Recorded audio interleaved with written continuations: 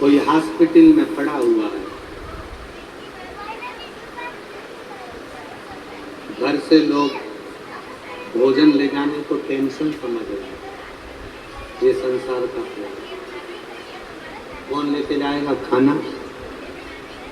आज हॉस्पिटल तुम जा रही हो तो कल मैं जाऊंगी। सास बीमार है, ससुर बीमार है, क्या रोज रोज मैं बैठी हूँ? क्या पूरी जायदाद का हिस्सा मुझे मिलेगा? सास तो तुम्हारी भी है ना, माँ तो तुम्हारी भी है ना, तो तुम भी खाना लेके जाओ। ये संसारिक प्रेम। विपणन अपनी भाषा में समझाए थे, पर सियोर वाला बाबा अपनी भाषा में समझा रहा। ये संसारिक प्रेम। डॉक्टर से जाकर पूछ रहे हैं ठीक हो जाएंगे कि नहीं होंगे? डॉक्टर ने कह दिया चांस तो थोड़े कम है। तो फिर कितने दिन के हैं? ये संसारिक प्रेम। विपणन की भाषा को हमने अपनी भाषा में बदला है। विपणन की भाषा तो बहुत ऊंची है, जिसको समझने में हमको समय लग जाए, इसलिए हमने अपनी भाषा दी। फिर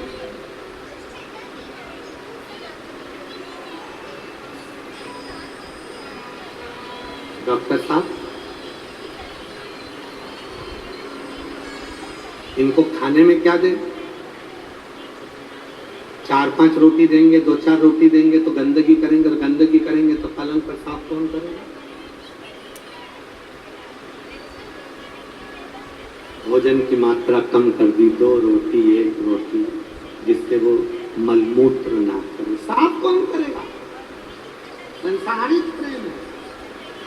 और विपणन ने कहा यह संसार का प्रेम है। जिस व्यक्ति ने करोड़ों कमाए, जिस व्यक्ति ने लाखों कमाए, जिस व्यक्ति ने दुकान जमाई, जिस व्यक्ति ने बंगला बनाया, जिस व्यक्ति ने घर बनाया, आज उसी पर लोग खर्च नहीं कर पाते। विचार करते हैं ज्यादा खर्चा हो जाएगा, हॉस्पिटल से जल्दी छुट्टी दे दो, घर ले जाते हैं। अब जब मर ही रहे हैं तो घर ही मर जाएंगे। इसको कहते हैं संसारिक प्रेम। और विपणन ने फिर कहा परमात्मा से प्रेम किसको कहते हैं? तो विपणन कहते हैं दर्द में भी अगर वो याद आ रहा है, दुख में भी आंसू के साथ विश्वनाथ का नाम निकल रहा है, और मरने से पहले भी ये तुम्हारे भीतर विश्वास है कि मेरे साथ मेरा विश्वनाथ है, वही परमात्मा का प्रेम।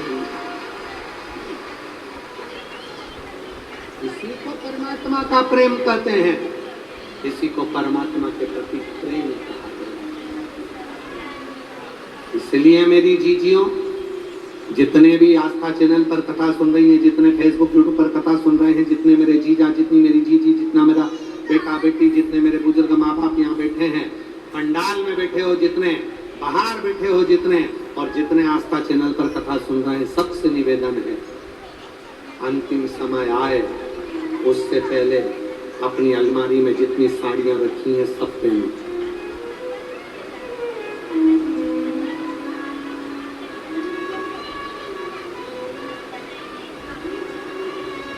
कोई कहे कि बुढ़ापे में ब्यूटी पार्लर जाती है, हाँ जाऊंगी, तेरे बाप का क्या जाता? जा जा जा।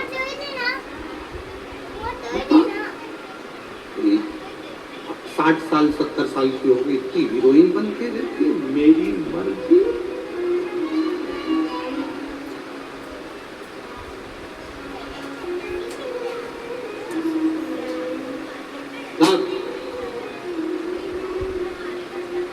अपन ही खुश होकर नहीं जी सकते तो फिर परमात्मा भी पूछेगा, भेजा था तेरे को नीचे, क्या करा?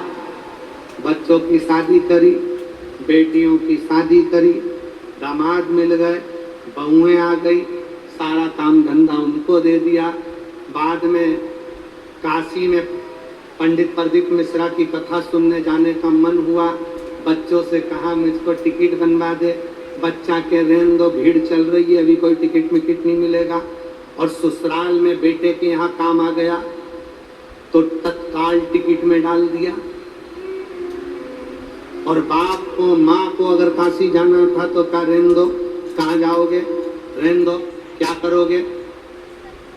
जब तक तुम्हारे घर में चले तब तक सारे तीर्थ कर लो, सारे तीर्थ।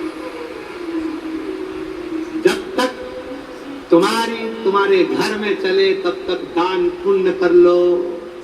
फिर तुम 5 रुपए भी निकाल के दान नहीं कर पाओगे क्योंकि कैमरे लगे होंगे। वो कैमरे कौन से? तुम्हारे पोता पोती। वो कैमरे कौन से हैं? तुम्हारे बच्चे। बिजली का बिल पे तेरे ना दादी क्या कह दे रही है। और बच्चे पूरी चौकीदारी करते, इतने से बच्चे, 2 चोटी बंदी, बहुत जोरदार का कैमरा है। देख के तुरंत मम्मी, आज दादी बुआ जी को पलंग में से निकाल के लाल कलर की चुनरी वाली साड़ी दे रही थी। कैमरा, और वो कैमरा कैच कर गई। बहू ने ध्यान दे लिया, साड़ी दी है। हाँ,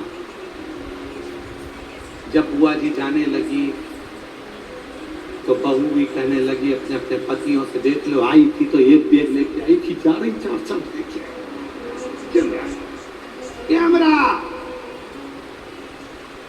कैमरा।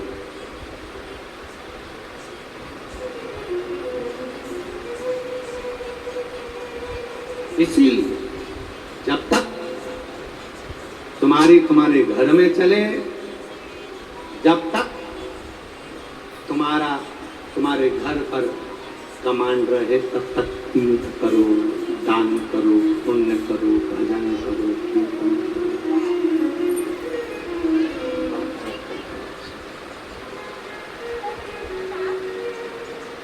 आज तक कोई भरोसा